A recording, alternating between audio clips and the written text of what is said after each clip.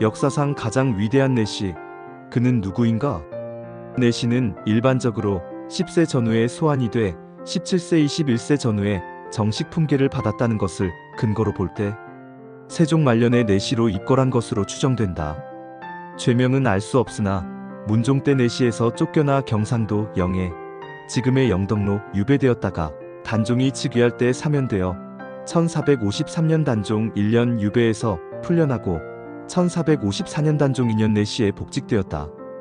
1455년 단종 3년 수양대군에 의해 금성대군이 죄명을 받아 유배된 일에 연루되어 다시 내시에서 쫓겨나 유배되어 본양의 관노가 되었다가 계유정난 이후 1457년 세조 3년에 유배에서 풀려나 1460년 세조 6년 음력 5월 원종공신 3등에 추록되었다.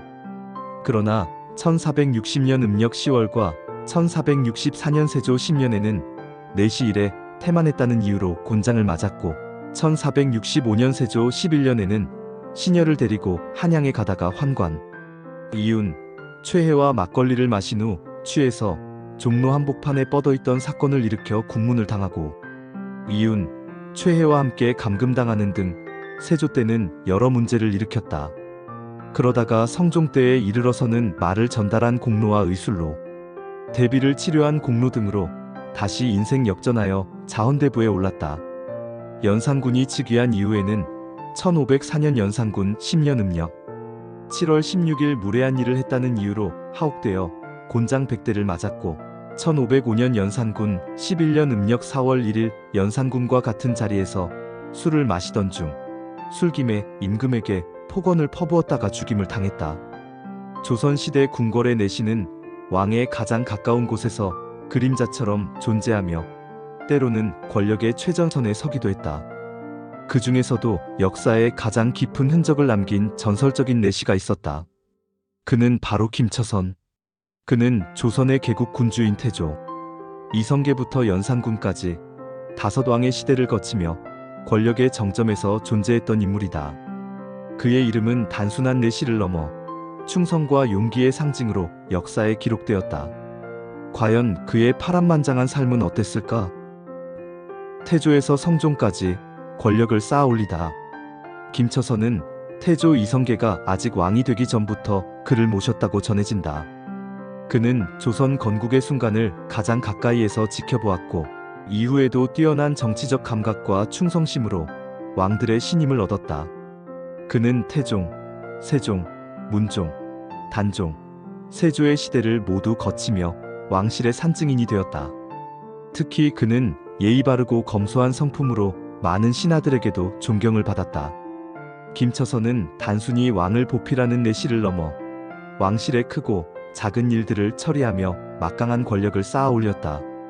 하지만 그는 그 권력을 사사로운 이익을 위해 사용하지 않았고 오직 왕과 나라를 위해 충심을 다했다. 폭군 연산군, 그의 그림자가 되다. 김처선이 연산군의 시대를 맞이했을 때 그의 나이는 이미 80세가 넘었다.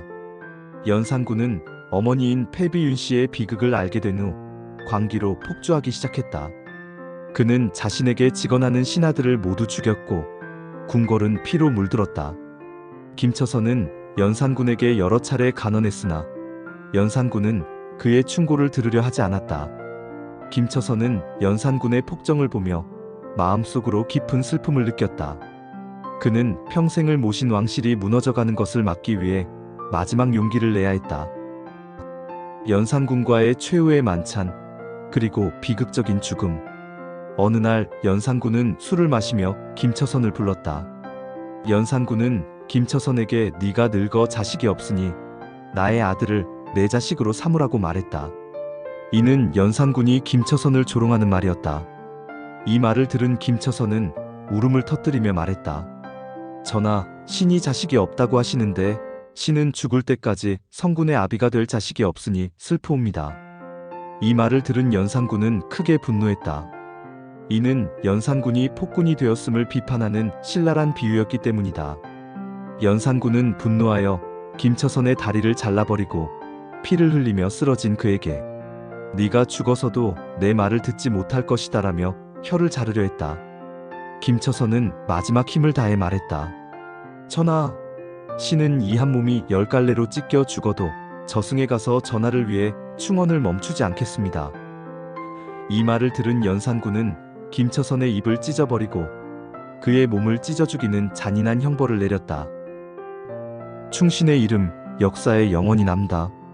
김처선의 죽음은 연산군의 폭정을 가장 극명하게 보여주는 사건이었다.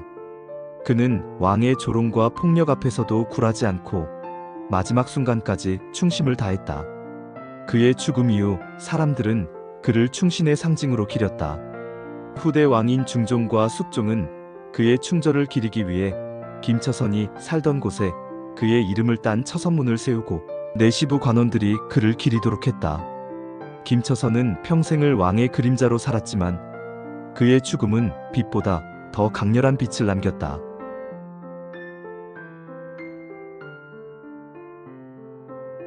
조선의 역사상 가장 위대하고도 비극적인 내시의 이야기. 김처선의 삶은 단순한 내시의 삶이 아니었습니다. 그는 한 시대의 증인이자 충신이었습니다. 그의 마지막 외침은 연산군의 폭정에 대한 준엄한 경고였고 왕실의 몰락을 예고하는 슬픈 예언이었습니다. 다음에도 역사의 뒤안길에 숨겨진 인물의 이야기를 찾아오겠습니다. 역사의 숨겨진 이야기를 계속 듣고 싶다면 구독과 좋아요를 눌러주세요.